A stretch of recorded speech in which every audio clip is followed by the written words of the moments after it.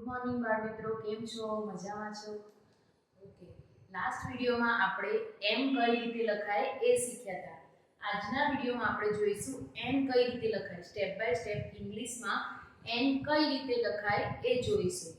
Okay, એ પહેલા આજનો એક ગુડ કોટ જોઈ લઈએ. Never stop learning because life never stops teaching.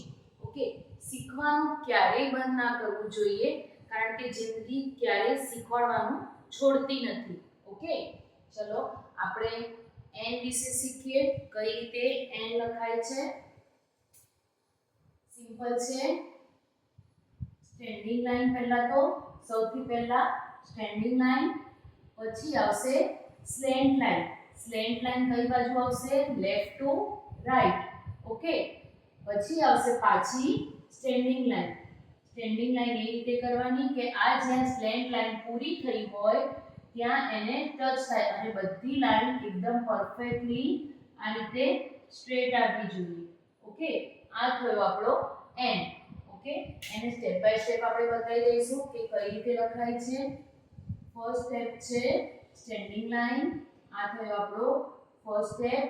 બીજું છે સ્લેન્ટ લાઈન, રાઈટ સાઈડની સ્લેન્ટ લાઈન, અને થર્ડ સ્ટેપ છે સ્ટેન્ડિંગ લાઈન. ઓકે, આ થઈ ગયો આપણો એન.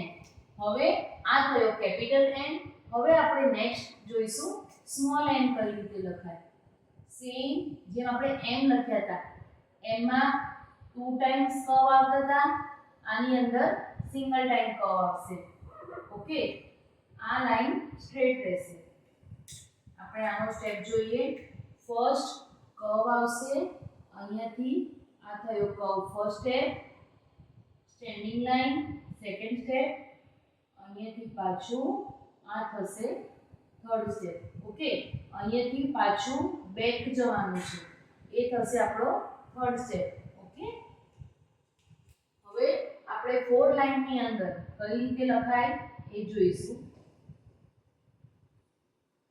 ઇંગ્લિશની બુકમાં 4 લાઈનમાં એન કઈ રીતે લખાય એ જોઈશું. ઓકે,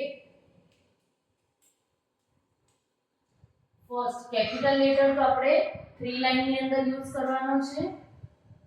સ્ટેન્ડિંગ લાઈન, સ્લેન્ટ લાઈન, ફરીથી સ્ટેન્ડિંગ લાઈન. ઓકે, હવે સ્મોલ એન જે વચ્ચેની 2 લાઈન્સ છે એની અંદર સ્મોલ એન આવશે. ઓકે, આ થયું આપણો કેપિટલ એન, સ્મોલ એન અને 4 લાઈનની અંદર કઈ રીતે લખાય. હવે એન થી શરૂ થતા વર્ડ્સ જોઈશું. એન થી શરૂ થતા વર્ડ્સ કયા છે? સૌથી પહેલા તો એન ફોર નોઝ. ઓકે, પછી છે એન ફોર 9, 9 નંબર આવે ને, એન આઈ એન ઈ. પછી આવશે એન ફોર નોટબુક. ઓકે, બીજા વર્ડ્સ આપણે જોઈએ. એન ફોર નેસ્ટ,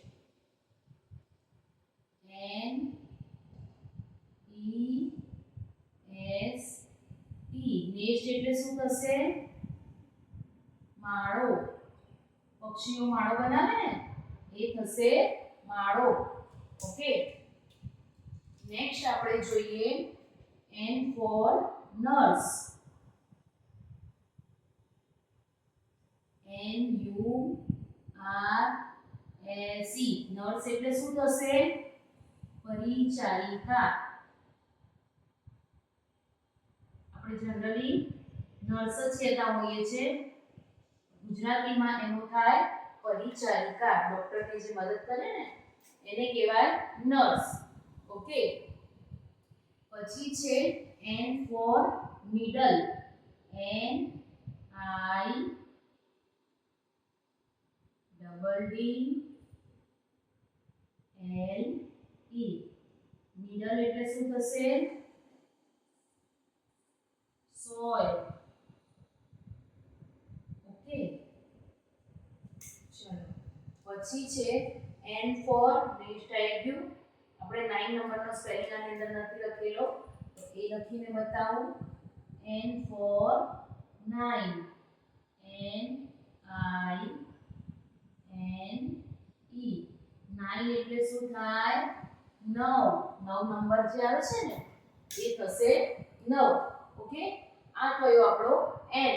એન કઈ રીતે લખાય, સ્મોલ એન કઈ રીતે લખાય, 4 લાઈનની અંદર કઈ રીતે લખાય, એન થી શરૂ થતા વર્ડ્સ જોયા. નેક્સ્ટ વિડિયોમાં આપણે ઓ વિશે જોઈશું. ઓ કઈ રીતે લખાય. ઓકે, જે વિદ્યાર્થી મિત્રો નવા છે મારી ચેનલમાં, એમને જો ચેનલ સબસ્ક્રાઇબ ના કરી હોય તો ચેનલને સબસ્ક્રાઇબ કરો, તો આગળના દરરોજના નવા વિડિયોઝ જોવા મળશે. આ આપણે બનાવીએ છીએ ઇંગ્લિશમાં. નેક્સ્ટ વિડિયોમાં આપણે ગુજરાતીમાં પણ બનાવશું. ગુજરાતીનો કક્કો, પછી છે 1 to 10 નંબર્સ, આપણે 1 to 10 બનાવીશું, 20 નંબર સુધીના બનાવીશું. તમારે કોઈ બીજા વિડિયોઝ જાણવા હોય તો કમેન્ટ કરીને પણ બતાવી શકો છો. ઓકે, આ વિડિયો ગમે તો લાઈક એન્ડ શેર કરવાનું ભૂલતા નહીં. બાય.